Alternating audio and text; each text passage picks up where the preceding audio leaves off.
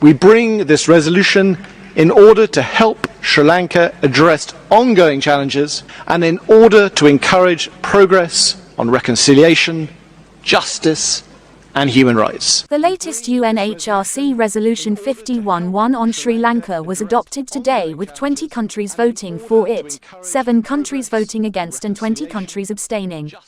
The content of the new resolution is largely based on the previous 46-1 resolution. However, the current one calls for further strengthening of the Office of High Commissioner for Human Rights to implement the evidence-gathering mechanism on human rights and accountability issues in Sri Lanka. It also seeks to examine the impact of the economic crisis on human rights in Sri Lanka. Foreign Affairs Minister Ali Sabri, who spoke ahead of the vote, said Sri Lanka categorically rejected the resolution, particularly the paragraph on evidence gathering. He asked the member states to vote out the resolution since it against the founding principles of the UN.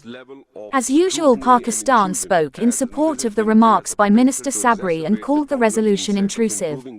Along with Pakistan, China, Venezuela, Cuba, Eritrea, Bolivia and Uzbekistan voted against the resolution.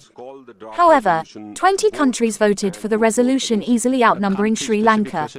Vote and would vote against it. A country-specific resolution against Sri Lanka, despite our continued and constructive engagement with this Council on multiple fronts. It is yet another example of the unfortunate divisions and polarization of this Council, which is contrary to its founding principle that, I quote, "The work of the Council shall be guided by principles of universality, impartiality, objectivity and non-selectivity, constructive international dialogue and cooperation."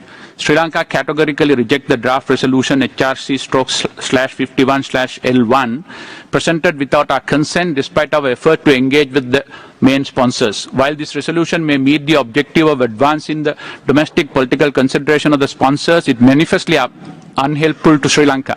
Sri Lanka categorically rejects the resolution, particularly proposal in OP8. We strongly object to the draft resolution pronouncing on domestic economic and financial policy matters which are outside the framework of this forum.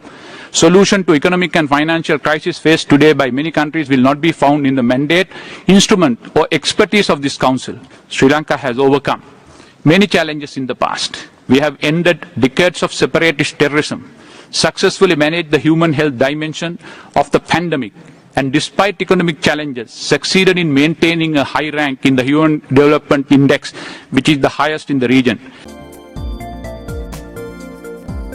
For more latest news, subscribe to FTTV.